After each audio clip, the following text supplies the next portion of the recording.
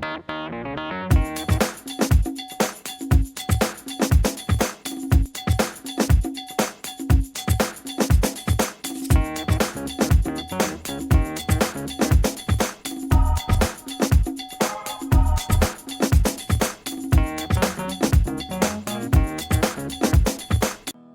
I'm Doug Pat, and this is How to Architect.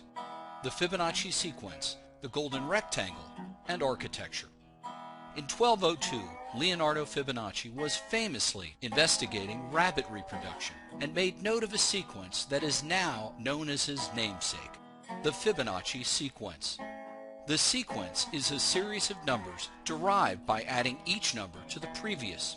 That is, 1 plus 1 equals 2, 1 plus 2 equals 3, 2 plus 3 equals 5, etc. Plant leaves as a spiral around a stem, called phyllotaxis, in some cases follow a mathematical rhythm of 1.618.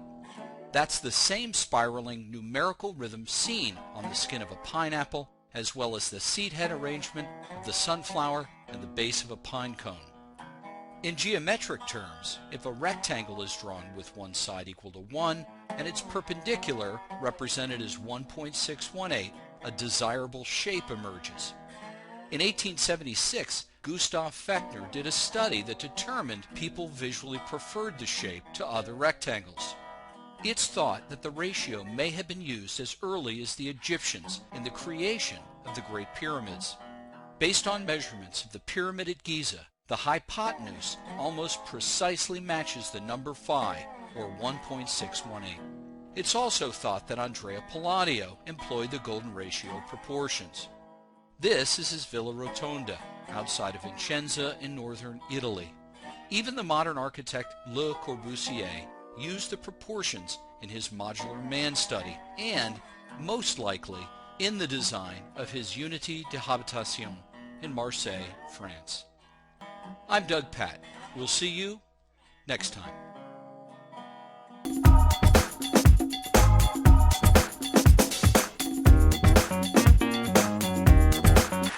So why do we learn mathematics?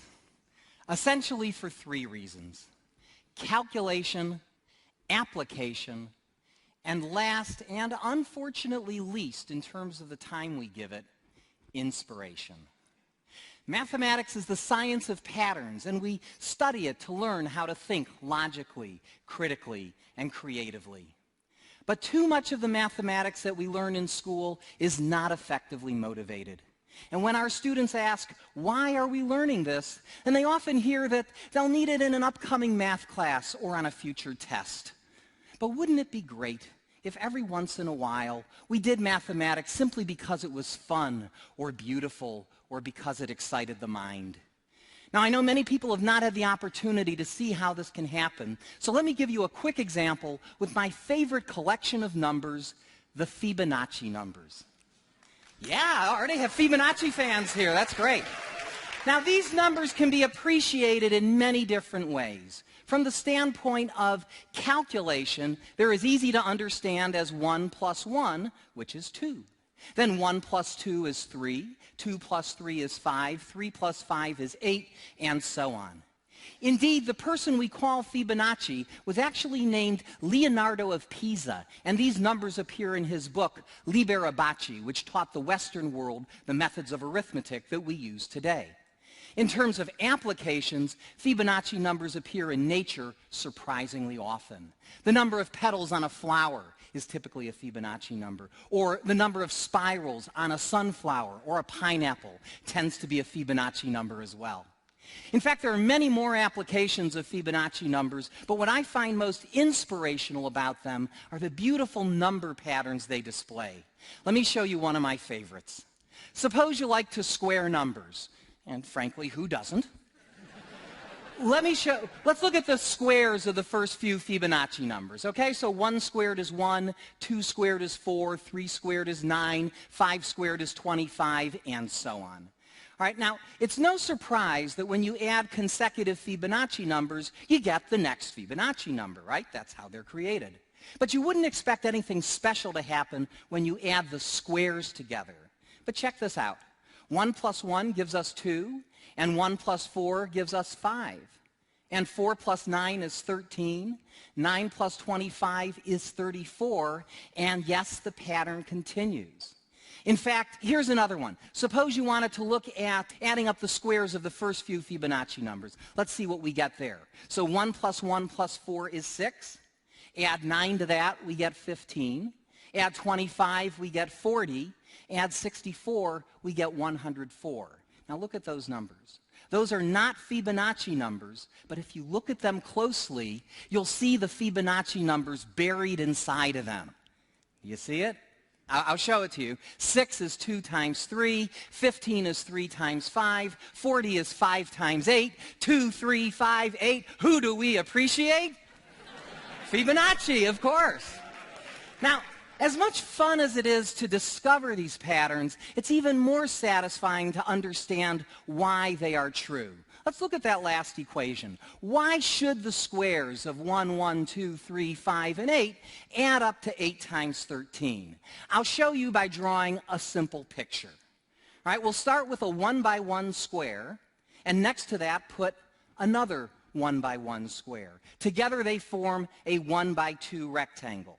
Beneath that, I'll put a 2 by 2 square, and next to that, a 3 by 3 square. Beneath that, a 5 by 5 square, and then an 8 by 8 square, creating one giant rectangle, right? Now let me ask you a simple question. What is the area of the rectangle? Well, on the one hand, it's the sum of the areas of the squares inside it, right? Just as we created it. It's 1 squared plus 1 squared plus 2 squared plus 3 squared plus 5 squared plus 8 squared, right? That's the area. On the other hand, because it's a rectangle, the area is equal to its height times its base. And the height is clearly 8, and the base is 5 plus 8, which is the next Fibonacci number, 13. Right? So the area is also 8 times 13. Since we've correctly calculated the area 2 different ways, they have to be the same number. And that's why the squares of 1, 1, 2, 3, 5, and 8 add up to 8 times 13. Now, if we continue this process, we'll generate rectangles of the form 13 by 21, 21 by 34, and so on. Now, check this out. If you divide 13 by 8, you get 1.625. And if you divide the larger number by the smaller number, then these ratios get closer and closer to about 1.618, known to many people as the golden ratio, a number which has fascinated mathematicians, scientists, and artists for centuries. Now, I show all this to you because, like so much of mathematics, there's a beautiful side to it that I fear does not get enough attention in our schools. We spend lots of time learning about calculation, but let's not forget about application, including perhaps the most important application of all, learning how to think. If I could summarize this in one sentence, it would be this. Mathematics is not just solving for X, it's also figuring out why. Thank you very much.